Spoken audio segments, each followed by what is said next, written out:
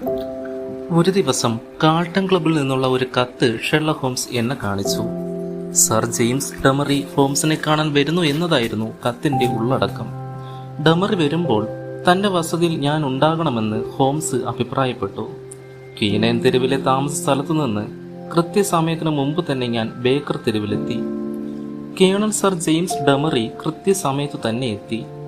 പരുക്കനെങ്കിലും സത്യസന്ധതയാർന്ന ആ വ്യക്തിത്വം, വിസ്തൃതമായ മുഖം, ഇമ്പമാർന്ന മധുരസ്വരം, ആർജവത്വം നിഴലിക്കുന്ന ചാരനിറം പൂണ്ട നയനങ്ങൾ, നർമ്മരസം പുരണ്ട പുഞ്ചിരി തൂകുന്ന അധരങ്ങൾ തുടങ്ങിയവ അദ്ദേഹത്തിന്റെ സവിശേഷതകളായിരുന്നു. ഡോക്ടർ വാട്സനെ കൂടി കാണാൻ ഒരുങ്ങി വരികയായിരുന്നു ഞാൻ. എന്റെ നേരെ തല നമിച്ചുകൊണ്ട് അദ്ദേഹം തുടർന്നു. വാട്സന്റെ സഹകരണം വളരെ ആവശ്യമായിരിക്കും. കാരണം ഇപ്പോൾ നാം ഇടപെടുവാൻ പോകുന്നത് അക്രമം മാത്രം പരിചയിച്ചിട്ടുള്ള ഒരു മനുഷ്യനുമായിട്ടാണല്ലോ, അല്ലേ മിസ്റ്റർ ഹോംസ്? ഇത്തരം കുപ്രസിദ്ധി അർഹിക്കുന്ന ധാരാളം പ്രതിയോഗികൾ എനിക്കുണ്ടായിട്ടുണ്ട്. ഒരു ചെറുപുഞ്ചിരിയോടെ ഹോംസ് പറഞ്ഞു. ഏതായാലും അപകടകാരിയെന്ന് നിങ്ങൾ കരുതുന്ന അവന്റെ പേരെന്ന് പറയാമോ? ബാരൻ ഗ്രണ്ണറെ പറ്റി എപ്പോഴെങ്കിലും കേട്ടിട്ടുണ്ടോ? ആ ആസ്ട്രിയൻ കൊലപാതകയാണോ നിങ്ങൾ ഉദ്ദേശിക്കുന്നത്? യാതൊന്നും നിങ്ങൾക്ക് അജ്ഞാതമല്ലല്ലോ മിസ്റ്റർ ഹോംസ്. അത്ഭുതം തന്നെ. ഡമറി വിസ്മയം പ്രകടിപ്പിച്ചു. ആട്ടെ, എന്താണിപ്പോൾ അയാൾ നിങ്ങൾക്ക് ചെയ്തത്? ഹോംസ് കാര്യത്തിലേക്ക് കടന്നു. കേട്ടോ മിസ്റ്റർ ഹോംസ്, ഇതൊരു ഭയങ്കര കാര്യമാണ്. ഘോരമായ ഒരു സംഭവം കൺമുമ്പിൽ വെച്ച് തന്നെ സംഭവിക്കാൻ പോവുകയാണ്. അതിന്റെ പര്യവസാനം എവിടെ ചെന്നായിരിക്കുമെന്നും വ്യക്തമായി അറിയാം. പക്ഷേ അത് തടയുന്ന ശ്രമത്തിൽ ദയനീയമായി പരാജയപ്പെട്ടിരിക്കുകയാണ്. തികച്ചും നിസ്സഹായ അവസ്ഥയിൽ. കാര്യങ്ങൾ അറിയുമ്പോൾ എന്റെ കക്ഷിയോട് നിങ്ങൾക്ക് സഹാനുഭൂതി തോന്നും. അപ്പോൾ നിങ്ങളിതിൽ വെറുമൊരു ഇടനിലക്കാരൻ മാത്രം എന്നാണോ? എങ്കിൽ ആരാണിതിലെ പ്രധാന വ്യക്തി? മിസ്റ്റർ ഹോംസ്, അത് പറയാൻ നിർബന്ധിക്കരുത്.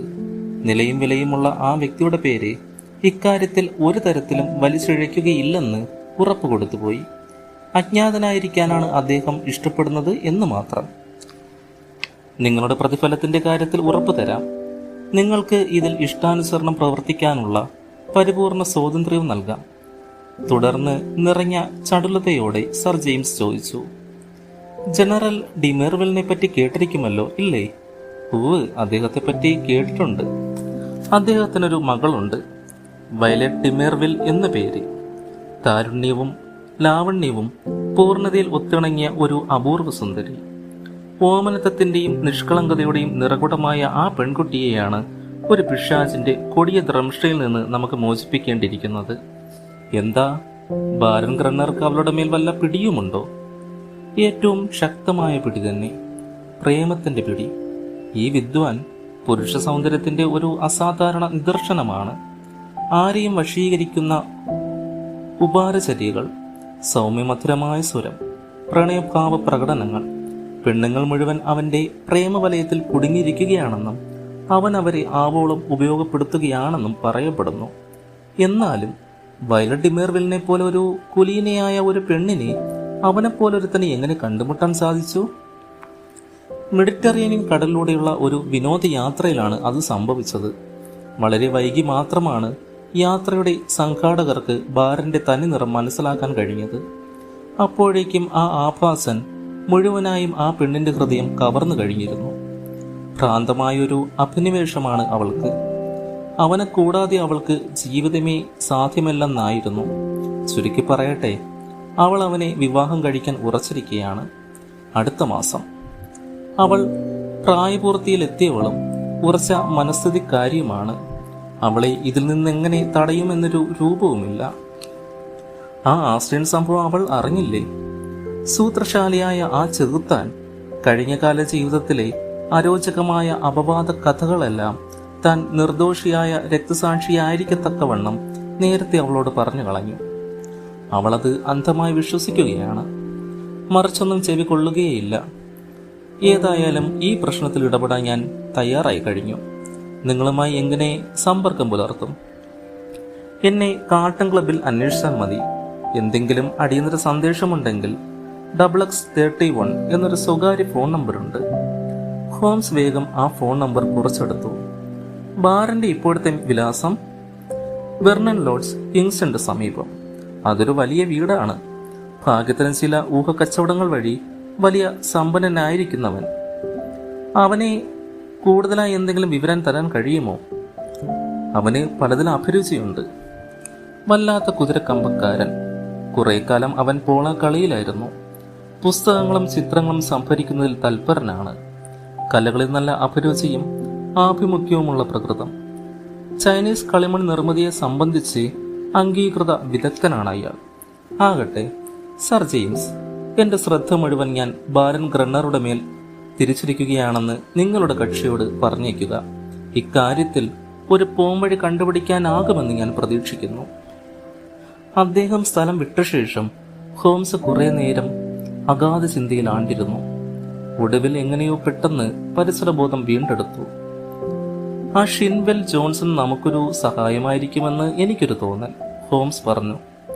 വളരെ അപകടകാരിയായ ഒരു ദുർവൃത്തനായിട്ടാണ് ജോൺസൺ ആദ്യകാലങ്ങളിൽ അറിയപ്പെട്ടിരുന്നത്. 2 വട്ടം ജയിൽ ശിക്ഷയും അനുഭവിക്കേണ്ടി വന്നു. ഒടുവിൽ അയാൾ പശ്ചാത്താപിക്കുകയും ഹോംസുമായി സഖ്യമാവുകയും ചെയ്തു.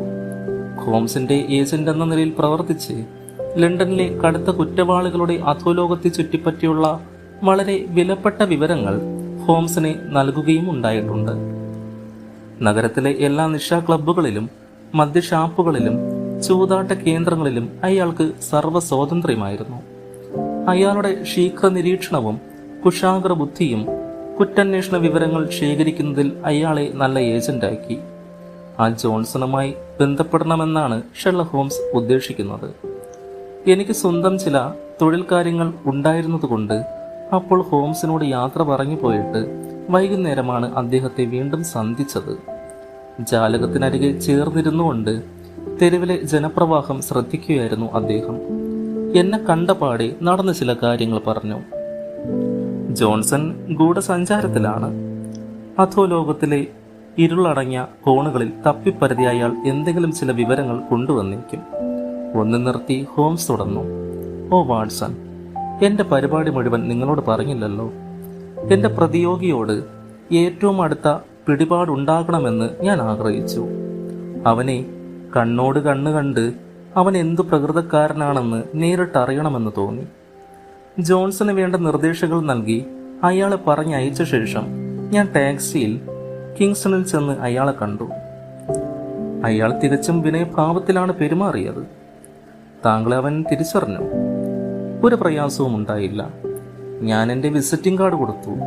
അവൻ ഒന്നാന്തരം പ്രതിയോഗിയാണ്. മഞ്ഞ് പോലെ പ്രശാന്തൻ, പട്ടുപോലെ മൃദുവാക്ക്, അനുനയ ചതുരൻ, എന്നാൽ മൂർഖനെ പോലെ വിഷമയനും. ഏത് കടുത്ത ക്രൂരകൃത്യം ചെയ്യാനും അവൻ മടിക്കില്ല എന്നും എനിക്ക് ബോധ്യമായി. ഗ്രണ്ണറുടെ അഭിവാദനം തന്നെ പ്രത്യേക രീതിയിലായിരുന്നു മിസ്റ്റർ ഹോംസ്. ഉടനെ തന്നെയോ കുറച്ചു കഴിഞ്ഞോ നിങ്ങളെ കണ്ടുമുട്ടുമെന്ന് ഞാൻ കരുതിയിരുന്നു. വയലറ്റുമായിട്ടുള്ള എൻ്റെ വിവാഹം മുടക്കാൻ ആ ജനറൽ ഡിമേർ വില്ലല്ലേ നിങ്ങളെ ഇങ്ങോട്ട് പറഞ്ഞയച്ചത് എന്നായിരുന്നു അവൻ്റെ വെട്ടി തുറന്നുള്ള ചോദ്യം. ഞാൻ സമ്മതിച്ചു. അപ്പോൾ അവൻ പറഞ്ഞു, എൻ്റെ പൊന്നു ചങ്ങാതി, നിങ്ങളുടെ സൽപ്പേര് വെറുതെ കളഞ്ഞു കുളിക്കാമെന്നേ ഉള്ളൂ. നിങ്ങൾക്ക് വിജയിക്കാൻ കഴിയുന്ന ഒരു കേസല്ലിത്. ചിലപ്പോൾ ചില ആപത്തുകൾ ഉണ്ടായെന്നും വരാം. അതുകൊണ്ട് ഇതിൽ നിന്ന് എത്രയും വേഗം പിൻവാങ്ങുന്നതാണ് നല്ലതെന്ന് ഉപദേശിക്കട്ടെ. ഇതേ ഉപദേശം തന്നെയാണ് നിങ്ങൾക്ക് നൽകാൻ ഞാൻ ഉദ്ദേശിച്ചിരിക്കുന്നതും. നിങ്ങളുടെ ബുദ്ധിയെപ്പറ്റി എനിക്ക് മതിപ്പുണ്ട്. നിങ്ങളെ നേരിൽ കണ്ടിട്ടും അതേറെ കുറഞ്ഞിട്ടില്ല. മുഖത്തോട് മുഖം നോക്കി ഞാൻ പറയുകയാണ്, നിങ്ങളുടെ കഴിഞ്ഞ കാല കഥകൾ കുത്തിപ്പോക്കാനോ നിങ്ങൾക്ക് വേണ്ടാത്ത അലോസരങ്ങൾ സൃഷ്ടിക്കാനോ ആരും ആഗ്രഹിക്കുന്നില്ല. അതെല്ലാം കഴിഞ്ഞുപോയി. പക്ഷേ ഈ കല്യാണക്കാര്യത്തിൽ നിങ്ങൾ മർക്കടമുഷ്ടി പിടിക്കുകയാണെങ്കിൽ കരുത്തുള്ള ഒരു ശത്രു പടയെ തന്നെ നിങ്ങൾക്ക് നേരിടേണ്ടി വരും. ആ പെൺകൊച്ചിനെ അവളുടെ പാട്ടിന് വിട്ടേക്കുന്നതായിരിക്കും നിങ്ങൾക്ക് നല്ലത്. നിങ്ങളുടെ പഴയ ഏടുകൾ അവരുടെ ശ്രദ്ധയിൽ പെടുത്തുന്നതും നിങ്ങൾക്ക് സന്തോഷകരം ആയിരിക്കില്ലെന്ന് എനിക്കറിയാം. ബാരൻ മീശ തടവിക്കൊണ്ടിരുന്നു. പുച്ഛഭാവത്തിൽ അയാൾ ചുണ്ട് ചലിപ്പിച്ചപ്പോൾ അത് നിന്നു വിറച്ചു. എല്ലാം കേട്ട് കഴിഞ്ഞിട്ട് ഒരമർത്തിച്ചിരിയോടെ അയാൾ പറഞ്ഞു, എൻ്റെ നേരം പോക്ക്, ക്ഷമിക്കൂ മിസ്റ്റർ ഹോംസ്. എങ്കിലും ഒറ്റച്ചീട്ട് പോലും കയ്യിലില്ലാതെ നിങ്ങൾ കളിക്കാൻ ഭാവിക്കുന്നത് കാണാൻ ബഹുരസമായിരിക്കുന്നു. ഈ വിഡ്ഢിത്തം ഇതിനേക്കാൾ മെച്ചമായി മറ്റാർക്കും കാണിക്കാൻ കഴിയുമെന്നും തോന്നുന്നില്ല. എങ്കിലും ഇത് വളരെ ദയനീയമാണ്. അത് നിങ്ങളുടെ തോന്നലല്ല, എനിക്ക് ബോധ്യമുള്ള കാര്യം. ആ സ്ത്രീയെ ഒരു തരത്തിലും നിങ്ങൾക്ക് സ്വാധീനിക്കാൻ കഴിയില്ല. വിവാഹത്തിൽ നിന്ന് പിന്മാറാൻ അവളെ ഉപദേശിക്കാൻ നിങ്ങൾക്ക് ആവുകയുമില്ല. കൂടുതൽ എന്തെങ്കിലും പറയുന്നത് കൊണ്ട് പ്രയോജനമില്ലെന്ന് തോന്നിയതുകൊണ്ട് കഴിയുന്നത്ര ശാന്തതയും നിർവികാരതയും പ്രകടിപ്പിച്ചുകൊണ്ട് തിരിച്ചു പോരാനായി ഞാൻ വാതിൽക്കൽ എത്തിയപ്പോൾ എന്നെ തടഞ്ഞു നിർത്തിക്കൊണ്ട് അവൻ പറഞ്ഞു, ആ ഫ്രഞ്ച് ഏജന്റ് ലിബ്രോനെ നിങ്ങൾ കേട്ടിട്ടുണ്ടോ? ഉവല്ലോ. അയാൾ എന്നെ സംബന്ധിക്കുന്ന ചില കാര്യങ്ങൾ ചിക്കിച്ചയങ്ങി നടക്കുകയായിരുന്നു. ഇപ്പോൾ റൗഡികളുടെ തല്ലേറ്റ് കാലൊടിഞ്ഞ് ഇഴഞ്ഞു നടക്കുകയാണ്. അതുകൊണ്ട് കേട്ടോ മിസ്റ്റർ ഹോംസ്, ഇതിൽ തലയിടുന്നത് അത്ര സുഖമുള്ള കാര്യമായിരിക്കില്ല. എന്നെ എൻ്റെ വഴിക്ക് വിട്ടയക്കുക. നമസ്കാരം. കേട്ടോ വാട്സൺ, ഇത്രയുമാണ് ഇതുവരെ നടന്ന സംഗതികൾ. അവൻ അപകടകാരിയാണെന്ന് തോന്നുന്നു, ഭയങ്കര അപകടകാരി. അങ്ങനെയാണെങ്കിൽ നിങ്ങൾ ഇടപെടുന്നുണ്ടോ? അവൻ ആ പെണ്ണിനെ കല്യാണം കഴിക്കുന്നത് യഥാർത്ഥത്തിൽ അത്ര വലിയ കാര്യമാണോ? അവൻ്റെ ഒടുവിലത്തെ ഭാര്യ അവൻ കൊന്നു കളഞ്ഞുവെന്ന സംശയരഹിതമായ വസ്തുത പരിഗണിക്കുമ്പോൾ ഇത് വലിയ കാര്യം തന്നെയാണ്. കാപ്പി കഴിഞ്ഞ് നിങ്ങൾ എന്നോടൊപ്പം വരണം. അപ്പോഴേക്കും ഷിൻവെൽ അവൻ്റെ റിപ്പോർട്ടുമായി എത്തിയിട്ടുണ്ടാകും. പ്രതീക്ഷിച്ചതുപോലെ ഷിൻവെലിനെ കണ്ടു. തടിച്ച ദേഹവും പരുക്കൻ പ്രകൃതവും പാണ്ടുപിടിച്ച ചുവന്ന മുഖവുമുള്ള മനുഷ്യൻ, ഒപ്പം ഒരു സ്ത്രീരൂപവും. ഒരു യുവതിയുടെ ചൈതന്യം വാർന്നു പോയ വികൃതകോലം. അവൾ കടന്നു പോകുന്ന അഴുക്കുചാലുകളുടെ അവശിഷ്ടങ്ങൾ പോലെ അവളുടെ ദേഹത്ത് അങ്ങിങ്ങായി പുണ്ണുകളും കുഷ്ഠത്തിന്റെ പാടുകളും. ദുഃഖവും പാപചിന്തയും അവളെ ഗ്രസിച്ചിരിക്കുന്നതായി തോന്നി. മിസ് കിറ്റി വിൻഡാണത്, മുഖവരെ എന്നവോണം ഷിൻവെൽ ജോൺസൺ പറഞ്ഞു തുടങ്ങി. തുടർന്ന് തന്നെക്കുറിച്ച് അവർ തന്നെ പറഞ്ഞു, ലണ്ടന്റെ പിന്നാമ്പുറത്തുള്ള നരകതുല്യമായ ചേരിയിൽ ഞാൻ എപ്പോഴും കാണും. ഈ ദുഷ്ടനായ ഷിൻവെലിന്റെ വിലാസവും അതുതന്നെ. അവനെ പിടികൂടി അർഹിക്കുന്നിടത്ത് ഇരുത്താൻ കഴിഞ്ഞാൽ ഞാൻ അതീവ സന്തുഷ്ടയായിരിക്കും. അതിന് ഞാൻ നിങ്ങളോട് കടപ്പെട്ടോളുമായിരിക്കും. നിശ്ചയദാർഢ്യത്തോടെ ആ സ്ത്രീ പറഞ്ഞു. വെറുപ്പിന്റെ വികാരങ്ങൾ അവളുടെ വെളുത്തു വിളറിയ മുഖത്തും ജ്വലിക്കുന്ന മിഴികളിലും തളം കെട്ടി നിന്നു. മിസ്റ്റർ ഹോംസ്, റണ്ണർ ഒരുത്തനാണ് എന്നെ ഈ നിലയിലാക്കിയത്. എനിക്ക് അവനെ ഒന്ന് തള്ളി താഴെയിടാൻ കഴിഞ്ഞെങ്കിൽ. അവർ ഇരു കൈകളും ആവേശപൂർവ്വം കൂട്ടിത്തിരുമ്മി. കാര്യങ്ങൾ എങ്ങനെ നിൽക്കുന്നുവെന്ന് നിങ്ങൾക്കറിയാമോ? ഷിൻവെൽ ചിലതെല്ലാം എന്നോട് പറഞ്ഞു. ഈ ചെകുത്താന്റെ ചെയ്തികളെപ്പറ്റി ശരിക്കറിഞ്ഞാൽ സുബുദ്ധിയുള്ള ഒരു പെണ്ണും അവനുമായി വിവാഹത്തിന് സമ്മതിക്കില്ല. അവൾക്ക് സുബുദ്ധി നശിച്ചിരിക്കുന്നു എന്നാണ് പരമാർത്ഥം. അവൾ അവനെ ഭ്രാന്തമായി പ്രേമിക്കുകയാണ്. അവനെപ്പറ്റി അറിയാവുന്നതെല്ലാം അവളോട് പറഞ്ഞതാണ്. ഒന്നും അവൾ കൂട്ടാക്കുന്നില്ല. ആ കൊലപാതകത്തെപ്പറ്റി പറഞ്ഞോ? പറയുന്നതെല്ലാം അപവാദ ആരോപണങ്ങളായി അവൾ തള്ളിക്കളയുകയാണ്. അവളുടെ കഥ അറിയാത്ത കണ്ണിന് മുമ്പിൽ ശരിയായ തെളിവുകൾ ഹാജരാക്കാൻ കഴിഞ്ഞോ? അതിന് നിങ്ങൾക്ക് സഹായിക്കാമോ ഞങ്ങളെ? ഞാൻ തന്നെ അനിഷേധ്യമായ തെളിവല്ലേ? ഞാൻ അവളുടെ മുമ്പിൽ ചെന്ന് നിന്നുകൊണ്ട് അവൻ എന്നെ കളങ്കപ്പെടുത്തിയത് എങ്ങനെയെന്ന് എണ്ണി എണ്ണി പറയും. എങ്കിൽ നമുക്കൊന്ന് ശ്രമിച്ചു നോക്കുന്നത് കൊള്ളാം. എന്നാലും അവൻ തൻ്റെ ദുർവൃത്തികളെക്കുറിച്ചും നേരത്തെ അവളോട് പറയുകയും അവളിൽ നിന്ന് മാപ്പ് നേടുകയും ചെയ്തിരിക്കുന്ന സ്ഥിതിക്ക് അവൾ ആ പ്രശ്നം വീണ്ടും പരിഗണിക്കുമോ എന്നാണ് എൻ്റെ സംശയം. എല്ലാം അവളെ അറിയിച്ചിട്ടില്ലെന്ന് ഞാൻ തുറന്നു പറയും. ഒച്ചപ്പാടുണ്ടാക്കിയ ആ ഒരു കൊലപാതകം കൂടാതെ വേറെ 1-2 കൊലപാതകങ്ങളുടെ കഥ കൂടി എനിക്കറിയാം. പുറംചട്ട സ്വർണത്തിൽ തീർത്ത തൻ്റെ കൈപ്പത്തിയോളം പതിച്ച ഒരു ബുക്ക് അവൻ സൂക്ഷിക്കുന്നുണ്ട്. ഒരിക്കൽ മദ്യപിച്ചിരുന്നുകൊണ്ട് അതവൻ എന്നെ കാണിച്ചിട്ടുണ്ട്. എന്തായിരുന്നു അത്? ഞാൻ പറയട്ടെ മിസ്റ്റർ ഹോംസ്, ഈ മനുഷ്യൻ പെണ്ണുങ്ങളെ ശേഖരിക്കുന്നവനാണ്. അവരുടെ പടങ്ങളും പേരുകളും അവരെ പറ്റിയുള്ള മറ്റു വിശദാംശങ്ങളും ആ ബുക്കിൽ ഉണ്ടായിരുന്നു. ഓടയിൽ നിന്ന് വന്ന ഒരു നികൃഷ്ടം പോലും തൊടാൻ അറയ്ക്കുന്ന മൃഗീയതയുടെ ആകെ തുകയാണ് ആ ബുക്ക്. ആ ബുക്ക് നിങ്ങൾക്ക് പ്രയോജനം ചെയ്യുമെന്നിരുന്നാലും കിട്ടാനൊരു മാർഗവുമില്ല. എവിടെയായിരിക്കും അത്? ഇപ്പോഴെവിടെയാണെന്ന് ഞാൻ എങ്ങനെ പറയും? ഞാൻ അവിടം വിട്ടിട്ട് ഒരു വർഷത്തിന്മേലെയായി. അന്നത് അകത്തെ പഠനമുറിയിലെ പഴയ അലമാരയുടെ അറയിലാണ്. ഒരു വേള അത് ഇപ്പോഴും അവിടെ തന്നെ കണ്ടേക്കാം. നിങ്ങളറിയാമോ അവൻ്റെ വീട്? ഞാനിന്ന് അവിടെ പോയിരുന്നു. എങ്കിൽ കൊള്ളാമല്ലോ. നിങ്ങളുടെ നീക്കങ്ങൾ വളരെ ദ്രുതഗതിയിലാണല്ലോ, മിസ് വിൻ്റർ അഭിപ്രായപ്പെട്ടു. അവന് കൊള്ളക്കാരെ പേടിയുണ്ടോ? ഹോംസ് തിരക്കി. ആഡൽബർട്ട് ഒരു ഭീരുവയല്ല. അവൻ്റെ ഏറ്റവും കടുത്ത ശത്രു പോലും അങ്ങനെ പറയില്ല. അവനെ കാക്കാൻ അറിയാം. പോരാത്തതിന് രാത്രിയിൽ അപകട അറിയിപ്പിനുള്ള സംവിധാനവുമുണ്ട്. കൊള്ളാം. നാളെ വൈകുന്നേരം 5 മണിക്ക് നിങ്ങളിവിടെ വരികയാണെങ്കിൽ ആ പെൺകുട്ടിയെ നേരിൽ കാണുന്നതിന് സംബന്ധിച്ച് ഞാനൊരു തീരുമാനം എടുത്തിട്ടറിയിക്കാം. നിങ്ങളുടെ സഹകരണത്തിന് ഞാൻ അങ്ങേയറ്റം നന്ദിയുള്ളവനായിരിക്കും. അതൊന്നും വേണ്ട മിസ്റ്റർ ഹോംസ്, ആ യുവതി പെട്ടെന്ന് പറഞ്ഞു. പണത്തിനു വേണ്ടിയല്ല ഞാൻ വന്നിരിക്കുന്നത്. ഞാൻ നാളെയോ ആവശ്യമെങ്കിൽ മറ്റേതൊരു ദിവസമോ നിങ്ങളോടൊപ്പം ഉണ്ടായിരിക്കും.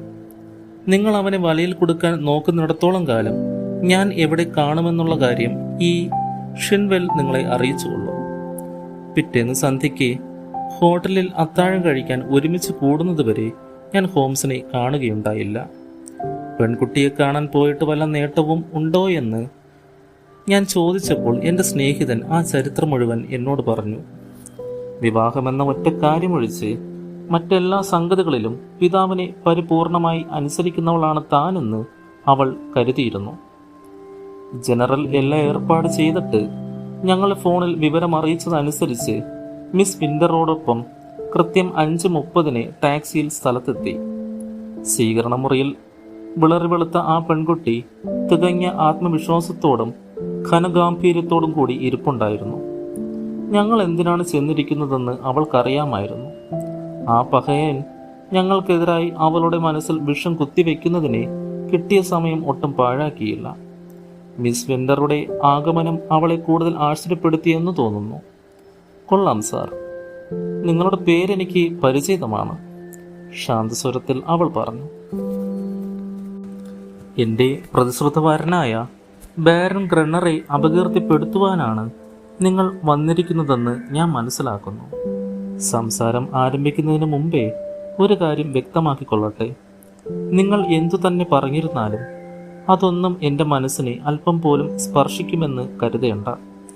ഇത് കേട്ടപ്പോൾ എനിക്ക് വളരെ സങ്കടം തോന്നി. കേട്ടോ വാട്സൺ, എൻ്റെ സ്വന്തം പുത്രിയോടെന്ന പോലെ എനിക്ക് അവളോട് വാത്സല്യവും സഹാനുഭൂതിയും തോന്നി.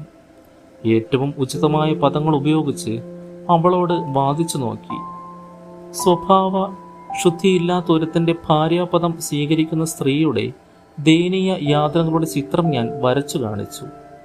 അപമാനവും ഭയവും വ്യഥയും നിസ്സഹായതയും മാത്രമായിരിക്കും അവൾക്ക് കൂട്ടായിരിക്കുകയെന്നും ഞാൻ തറപ്പിച്ചു പറഞ്ഞു. പക്ഷേ എൻ്റെ ചൂടേറിയ വാക്കുകൾക്കൊന്നിനും അവളുടെ കാഴ്ചപ്പാടിൽ മാറ്റം വരുത്താൻ കഴിഞ്ഞില്ല. അവൾ പറഞ്ഞു, മിസ്റ്റർ ഹോംസ്, ഞാൻ ഈ നേരം വരെ നിങ്ങൾ പറഞ്ഞത് ക്ഷമയോടെ കേൾക്കുകയായിരുന്നു. എൻ്റെ കാമുകനായ ആൽബർട്ടിന് അനേകം തെറ്റുകുറ്റങ്ങളും അനാശാസ്യതകളും സംഭവിക്കാനിടയായി. അതേക്കുറിച്ച് എൻ്റെ അടുക്കൽ അപവാദം പറയാൻ വന്നവരുടെ പരമ്പരയിലെ അവസാനത്തെ വ്യക്തിയാണ് നിങ്ങൾ. ഏതായാലും ഞാൻ അദ്ദേഹത്തെ സ്നേഹിക്കുന്നു, അദ്ദേഹം എന്നെയും. ഇത്രയും പറഞ്ഞിട്ട് എൻ്റെ കൂട്ടുകാരിയുടെ നേരെ ദൃഷ്ടി തിരിച്ചുകൊണ്ട് അവൾ ചോദിച്ചു, ഈ യുവതി ഏതായിരിക്കാം? എനിക്ക് മനസ്സിലായില്ലല്ലോ. കൊടുങ്കാറ്റ് പോലെ മിസ് വിൻ്റർ ചാടി എഴുന്നേറ്റ് ആ യുവതിക്ക് അഭിമുഖമായി നിന്നു. ഞാൻ ആരാണെന്ന് ഞാൻ തന്നെ പറയാം. വേദന കൊണ്ട് വിമുന്ന മുഖഭാവത്തോടെ അവൾ പറഞ്ഞു തുടങ്ങി. ഞാൻ അയാളുടെ ഭാര്യയായിരുന്നു. അയാൾ വശീകരിക്കുകയും നശിപ്പിക്കുകയും ചെയ്ത ശേഷം ഇരുൾക്കുഴിയിലേക്ക് വലിച്ചെറിഞ്ഞ നൂറുകണക്കിന് നിർഭാഗ്യവതികളിൽ ഒരുവളാണ് ഞാൻ. നിങ്ങളെയും അപ്രകാരം ചെയ്യും എന്നുള്ളതിൽ ഒട്ടും സംശയം വേണ്ട. ഞാൻ നിങ്ങളോട് പറയുന്നു, നിങ്ങളീ മനുഷ്യനെ കല്യാണം കഴിച്ചാൽ അവൻ നിന്നെ കൊന്നു തന്നെ കളയും. ഹൃദയം പുലർന്നോ അല്ലെങ്കിൽ കഴുത്തി ഞെരിച്ചോ. നിങ്ങളോടുള്ള സ്നേഹം കൊണ്ടല്ല ഞാനിത് പറയുന്നത്, അവനോടുള്ള വെറുപ്പ് കൊണ്ടും വിദ്വേഷം കൊണ്ടും മാത്രം ഞാനിത് പറയുകയാണ്. ഇത്തരം കാര്യങ്ങൾ ചർച്ച ചെയ്യുവാൻ ഞാൻ തെല്ലും ആഗ്രഹിക്കുന്നില്ല, മിസ് മേർവിൽ ശാന്തസ്വരത്തിൽ പറഞ്ഞു. മിസ്റ്റർ ഹോംസ്, ഈ സംഭാഷണം ഇവിടെ അവസാനിപ്പിക്കണമെന്ന് ഞാൻ നിങ്ങളോട് അപേക്ഷിക്കുന്നു. എൻ്റെ പിതാവിൻ്റെ ആഗ്രഹത്തിന് വഴങ്ങിയാണ് ഞാൻ നിങ്ങളെ കാണാമെന്ന് വെച്ചത്. കൂടുതലൊന്നും പറഞ്ഞിട്ട് കാര്യമില്ലെന്ന് കണ്ട് വിഷമത്തോടെ ക്ഷോഭത്തോടെയും ഞങ്ങൾ അവിടെ നിന്ന് മടങ്ങിപ്പോന്നു. ഹോംസ് പറഞ്ഞു നിർത്തി. 2 ദിവസം കഴിഞ്ഞ് ഞാൻ ഗ്രാൻഡ് ഹോട്ടലിനടുത്ത് ഒരു കൽപ്പടവിൽ നിൽക്കുകയായിരുന്നു. അടുത്ത് ഒറ്റക്കാലനായ ഒരു പത്രവിതരണക്കാരൻ അന്നത്തെ സായാഹ്ന പത്രങ്ങൾ പ്രദർശിപ്പിച്ചു കൊണ്ടിരുന്നു. പത്രത്തിൽ അമ്പരപ്പിക്കുന്ന ഒരു വാർത്താശകലം: ഷെർലക് ഹോംസിനെ മാരകമായ മർദ്ദനം. അല്പനേരത്തേക്ക് ഞാൻ ബോധം മരവിച്ച മട്ടിൽ നിന്നുപോയി. പിന്നെ പത്രം വാങ്ങി ആ ഞെട്ടിക്കുന്ന വാർത്ത വായിച്ചു. കുറ്റാന്വേഷണ വിദഗ്ധനായ മിസ്റ്റർ ഷെർലക് ഹോംസ് ഇന്ന് രാവിലെ മാരകമായ വിധം പരിക്കേൽപ്പിക്കപ്പെട്ട് ഗുരുതരാവസ്ഥയിൽ. 12 മണിയോടടുത്ത് റോയൽ കഫേക്ക് പുറത്ത് റിജന്റ് തെരുവിൽ വെച്ചാണ് സംഭവം നടന്നതെന്ന് കരുതപ്പെടുന്നു. ഹോംസിന്റെ തലയ്ക്കും ഉടലിനും അടിയേറ്റിട്ടുണ്ട്. അദ്ദേഹത്തിന്റെ പരിക്കുകൾ ഗുരുതരമാണെന്ന് പരിശോധിച്ച ഡോക്ടർമാർ അഭിപ്രായപ്പെടുന്നു. ഉടനെ തന്നെ അദ്ദേഹത്തെ ചേരിംഗ് ക്രോസ് ആശുപത്രിയിലേക്ക് കൊണ്ടുപോയി. പിന്നീട് ബേക്കർ തെരുവിലുള്ള അദ്ദേഹത്തിന്റെ വസതിയിലേക്ക് മാറ്റുവാൻ നിർദ്ദേശിച്ചിരിക്കുകയാണ്. മാന്യമായി വസ്ത്രധാരണം ചെയ്ത ആക്രമകാരികൾ കാഴ്ചക്കാരെ വെട്ടിച്ച് ഗ്ലാസ് ഹൗസ് തെരുവിലേക്ക് ഓടി രക്ഷപ്പെട്ടു കളഞ്ഞു. ഇതായിരുന്നു പത്രവാർത്ത. ഉടനെ തന്നെ ഞാൻ ഒരു വണ്ടിയിൽ ചാടിക്കയറി ബേക്കർ തെരുവിലെത്തി. അവിടെ വെച്ച് പ്രശസ്ത ശസ്ത്രക്രിയാ വിദഗ്ധനായ സർ ലെസ്ലി ഓട്ടോഷിനെ ഞാൻ കണ്ടു. ഉടനെ അപകടമൊന്നും സംഭവിക്കയില്ല കണ്ടപാടെ അദ്ദേഹം അറിയിച്ചു. തലയിൽ 2 വലിയ മുറിവുകളുണ്ട്, വേറെ കുറെ ചെറിയ പരുക്കുകളും. കുത്തിക്കെട്ടുകൾ വളരെയേറെ വേണ്ടി വന്നു. മോർഫിയ കുത്തിവെച്ചിരിക്കുകയാണ്. എങ്കിലും അല്പം സംസാരിക്കുന്നതിന് വിരോധമില്ല. അദ്ദേഹത്തിന്റെ അനുമതിയോടെ ഞാൻ രോഗി കിടന്നിരുന്ന ഇരുട്ടുമുറിയിലേക്ക് കടന്നു. കൊള്ളാം വാട്സൺ, അത്ര പേടിക്കാൻ മാത്രം ഒന്നുമില്ല. വളരെ ക്ഷീണസ്വരത്തിൽ അദ്ദേഹം ഒഴിഞ്ഞു. ദൈവത്തിന് സ്തുതിയായിരിക്കട്ടെ. ഒരാളെ കൈകാര്യം ചെയ്യാൻ ഞാൻ ധാരാളമാണ്. പക്ഷേ 2 പേർ ഒന്നിച്ചാക്രമിച്ചപ്പോൾ എനിക്ക് പിടിച്ചു നിൽക്കാൻ കഴിഞ്ഞില്ല. അവൻ ഒരുത്തനാണ് അവരെ കൊണ്ട് ഈ കടുങ്കൈ ചെയ്യിച്ചത്, സംശയമില്ല. ഹോംസ്, നിങ്ങൾ ഒരു വാക്ക് പറഞ്ഞാൽ മതി, ഞാൻ ചെന്ന് തിരിച്ചടിച്ച് അവനെ തകർക്കാം. എൻ്റെ പൊന്നു ചങ്ങാതി, ഏതായാലും അല്പം ക്ഷമിക്കുക. എനിക്ക് എൻ്റേതായ വഴികളുണ്ട്.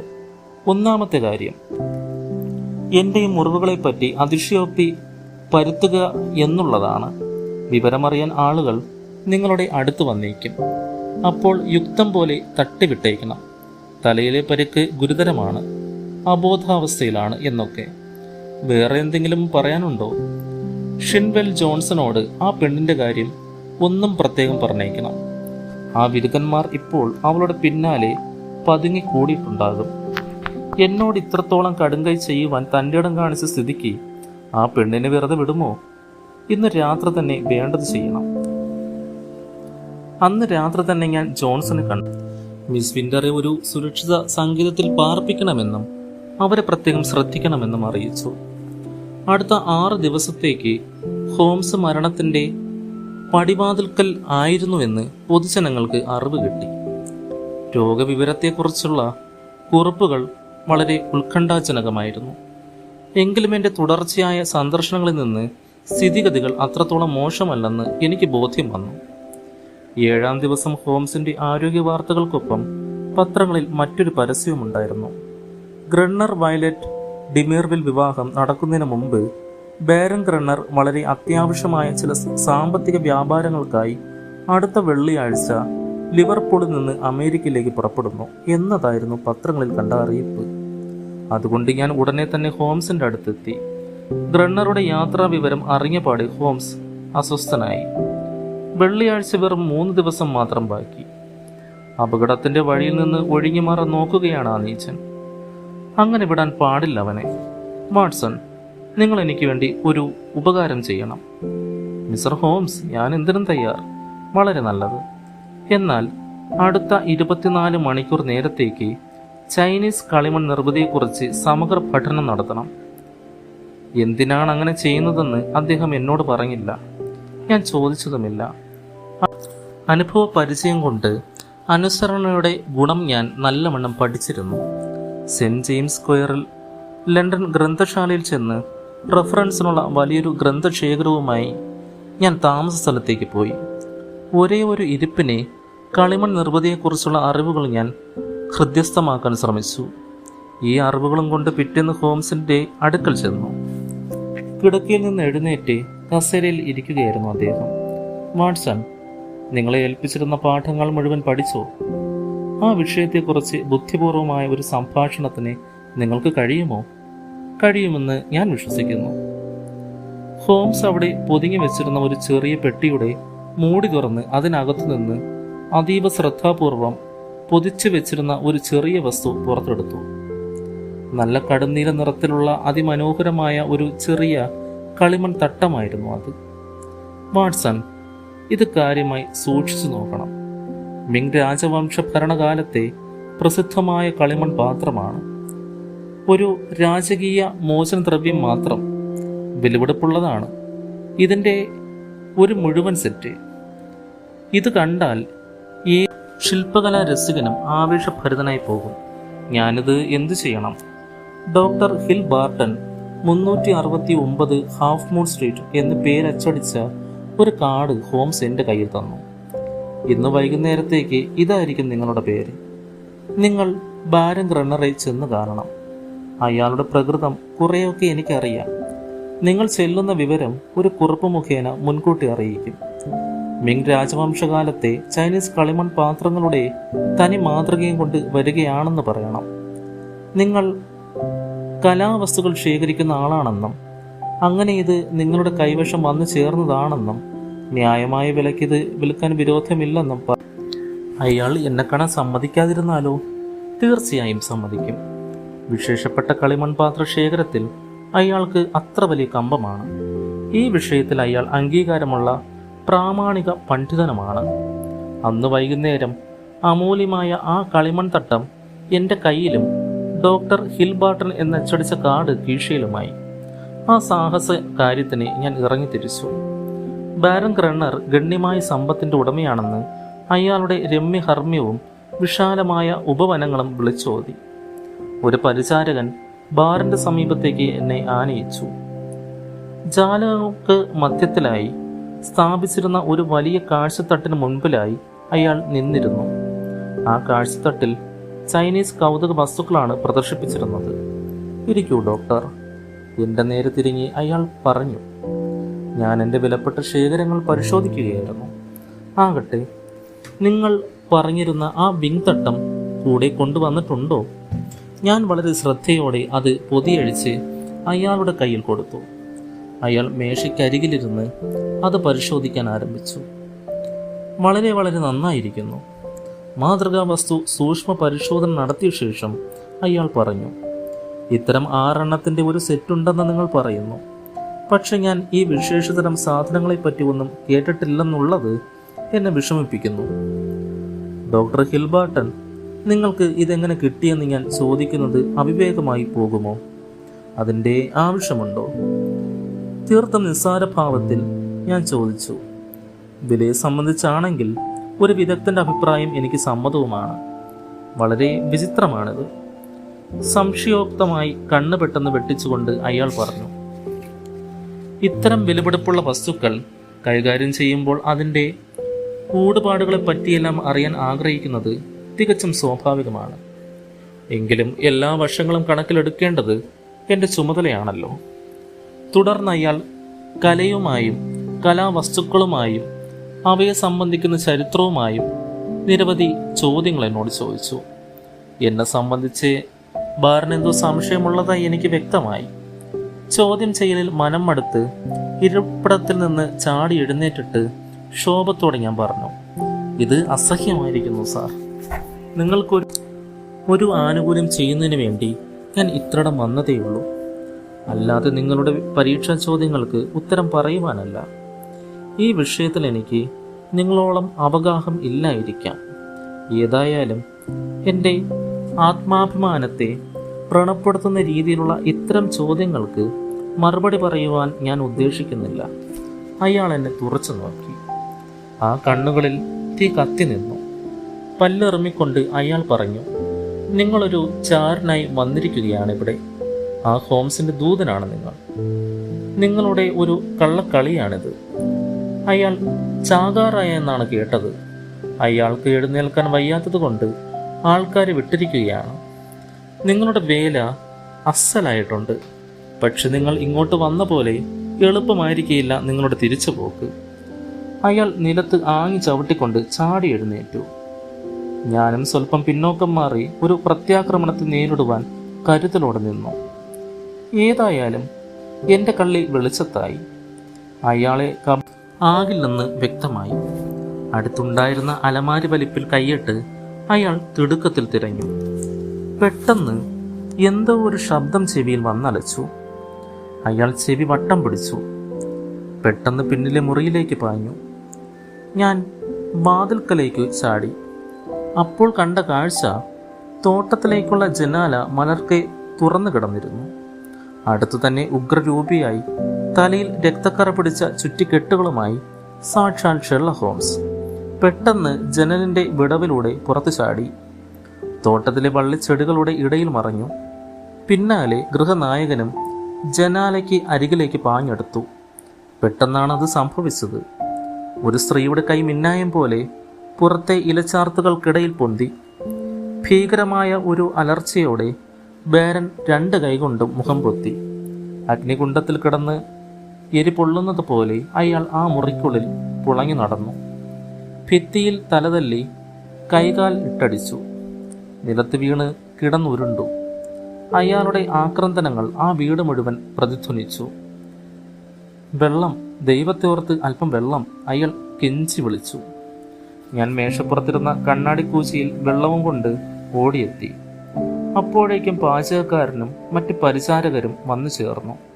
വിളക്കിന്റെ വെളിച്ചത്തിലേക്ക് തിരിച്ചുപിടിച്ച ബാരന്റെ മുഖം കണ്ടപ്പോൾ പരിചാരകരിൽ ഒരാൾ ബോധം കെട്ടു വീണു. ആസിഡിന്റെ രൂക്ഷഗന്ധം മുറി മുഴുവൻ വ്യാപിച്ചിരുന്നു. കാതിലും താടിയിലും അമ്മളകണികകൾ ഇറ്റുറ്റി വീഴുന്നുണ്ടായിരുന്നു. ഒരു കണ്ണ് വെളുത്തു വിളറി നിർജീവമായും മറ്റേ കണ്ണ് ചുവന്ന് വീങ്ങിയും കാണപ്പെട്ടു. ആ മുഖം തീർത്തും വിവർണവും വിരൂപവും ഭീമത്സവുമായ ആകൃതി കൈകൊണ്ടു. അവളാണ് ആ പിശാച്. ആ കിറ്റി വിൻഡറാണ് ഇത് ചെയ്തത്. അവൾ ഇതിൻ്റെ ഫലം അനുഭവിക്കും, തീർച്ചയായും അനുഭവിക്കും. ദൈവമേ, ഈ വേദന എനിക്ക് സഹിച്ചുകൂടാ. നിലവിളികൾക്കിടയിൽ ബാരൻ പുലമ്പിക്കൊണ്ടിരുന്നു. ഞാൻ അയാളുടെ മുഖത്ത് തൈലം പുരട്ടി. വേദനാശമനത്തിന് ഒരു കുത്തിവയ്പ് നൽകി. അതോടെ എൻ്റെ പേരിൽ അയാൾക്കുണ്ടായിരുന്ന സംശയങ്ങൾ നീങ്ങി. അയാൾ എൻ്റെ കൈകളിൽ മുറുകെ പിടിച്ചുകൊണ്ട് ദയനീയമായി എൻ്റെ നേരെ നോക്കി. വൈകാതെ അയാളുടെ കുടുംബ വൈദ്യൻ വന്നു ചേർന്നു. പോലീസ് ഇൻസ്പെക്ടറും താമസിയാതെ സ്ഥലത്തെത്തി. പിന്നെ വേദനയും ഭയവും തളം കെട്ടി നിന്ന ആ വീട്ടിൽ നിന്ന് ഞാൻ പുറപ്പെട്ടു. 1 മണിക്കൂറിനകം ബേക്കർ തെരുവിലെത്തി. അവിടെ സ്ഥിരം കസേരയിൽ മ്ലാനവദനായും ക്ഷീണിതനായും ഹോംസ് ഇരിപ്പുണ്ടായിരുന്നു. ബാരൻ സംഭവം അദ്ദേഹത്തെ വല്ലാതെ ഇളക്കി മറിച്ചിരിക്കുന്നത് പോലെ തോന്നി. ബാരന്റെ രൂപവൈകൃതത്തെപ്പറ്റി മറ്റും ഞാൻ പറഞ്ഞതെല്ലാം അമ്പരപ്പോടെ ശ്രദ്ധിച്ചു കേട്ട ശേഷം അദ്ദേഹം പറഞ്ഞു, പാപത്തിന് ശിക്ഷയാണ് വാട്സൺ, പാപത്തിന്റെ കൂലി. ഇന്നോ നാളെയോ അത് കിട്ടാതെ വരില്ല. ദൈവനീതിയാണ്, അത്രമാത്രം ചെയ്തവനാണവൻ. ഇത്രയും പറഞ്ഞിട്ട് മേശ വലിപ്പിൽ നിന്ന് തവിട്ട് നിറത്തിലുള്ള ഒരു കയ്യെഴുത്ത് ഗ്രന്ഥം പുറത്തെടുത്തു. ഇതാണ് ആ കിറ്റി പറഞ്ഞ പുസ്തകം. ഇതാ വിവാഹം തടഞ്ഞുകൊള്ളും. ഇല്ലെങ്കിൽ ഈ ഉലകത്തിൽ മറ്റൊന്നിനും അത് സാധ്യമാകുകയില്ല. ആ സ്ത്രീ ഇതേക്കുറിച്ച് പറഞ്ഞപ്പോൾ അത് കിട്ടുകയാണെങ്കിൽ നമുക്കത് വലിയൊരു ആയുധമായിരിക്കുമെന്ന് ഞാൻ കരുതി. ഞാൻ അല്പം കൂടി കാത്തിരിക്കുകയായിരുന്നു. എന്നാൽ അയാൾ അമേരിക്കയ്ക്ക് പോകുന്നുവെന്ന് കേട്ടതുകൊണ്ട് ഞാൻ പരിപാടി ത്വരിതപ്പെടുത്തിയെന്നു മാത്രം. തീർച്ചയായും ആ രേഖ ഇവിടെ വെച്ചിട്ട് അയാൾ പോവുകയില്ലെന്ന് ഞാൻ വിശ്വസിച്ചു. അതുകൊണ്ട് വേഗം തന്നെ നീങ്ങാതെ ഗത്യന്തരമില്ലാതായി. രാത്രിയിൽ വീട് കയറാമെന്ന് വെച്ചാൽ അസാധ്യം. എന്നാൽ സന്ധ്യയോടടുത്ത് ഒരവസരം കിട്ടിയേക്കും. അയാളുടെ ശ്രദ്ധ മറ്റേതിലെങ്കിലും പിടിച്ചു നിർത്തിയാൽ മതി. അതിനാലാണ് നിങ്ങളെ നീലത്തട്ടവുമായി അങ്ങോട്ട് വിട്ടയച്ചത്. പുസ്തകം എവിടെയായിരിക്കുമെന്നതിൽ കൃത്യമായി അറിയേണ്ടതും അത്യാവശ്യമായിരുന്നു. പക്ഷേ വസ്ത്രത്തിനുള്ളിൽ വളരെ രഹസ്യം ആസിഡ് നിറച്ച ഒരു പാത്രം അവൾ സൂക്ഷിച്ചിരുന്നു എന്ന് ഞാനെങ്ങനെ ഊഹിച്ചറിയും?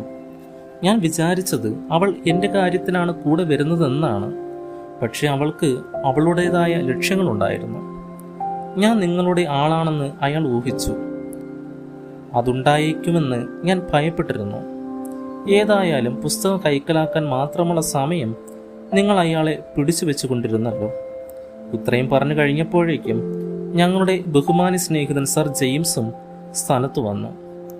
ഹോംസ് നേരത്തെ അറിയിച്ചത് അനുസരിച്ച് അദ്ദേഹം വന്നത്. സംഭവിച്ചതെല്ലാം ഹോംസ് അദ്ദേഹത്തോടും വിശദമാക്കി പറഞ്ഞു.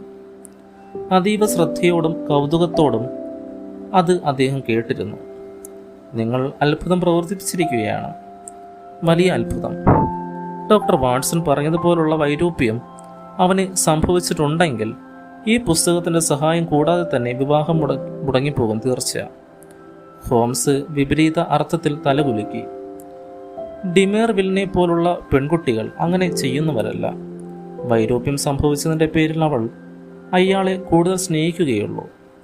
അവൻ്റെ ശരീരത്തെയല്ല, അസാൻമാർഗിക വശത്തെയാണ് നാം തുറന്നു കാണിക്കേണ്ടത്. അതിൻ്റെ നഗ്നമായ വൈരൂപ്യവും ദുർഗന്ധവും മാത്രമേ അവളെ പിന്തിരിപ്പിക്കാൻ കഴിയുകയുള്ളൂ. ഈ രേഖ ഏതായാലും അവളുടെ കണ്ണു തുറപ്പിക്കുമെന്ന് തന്നെ വിശ്വസിക്കാം. അവൾക്കിത് അവഗണിക്കാൻ സാധ്യമല്ല.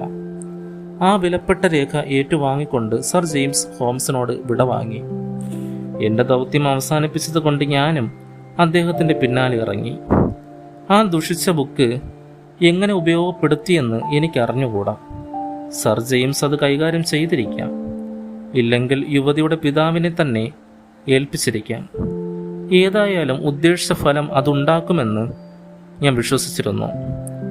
3 ദിവസം കഴിഞ്ഞ് മോർണിംഗ് പോസ്റ്റ് എന്ന പത്രത്തിൽ ഒരു കുറിപ്പ് പ്രത്യക്ഷപ്പെട്ടു. മാരൻ ആൽബർട്ടും ഗ്രണ്ണറും വയലറ്റ് ഡിമേർവില്ലുമായുള്ള വിവാഹം നടത്തുക ഇല്ലെന്ന്. അങ്ങനെ ഹോംസിൻ്റെ സന്ദർഭോചിതമായ ഇടപെടൽ മൂലം ഒരു നിഷ്കളങ്കയായ പെൺകുട്ടിയുടെ ജീവിതം ഒരു കശ്മലൻ്റെ കൈകളിൽ നിന്നും രക്ഷപ്പെട്ടു. തുടരും.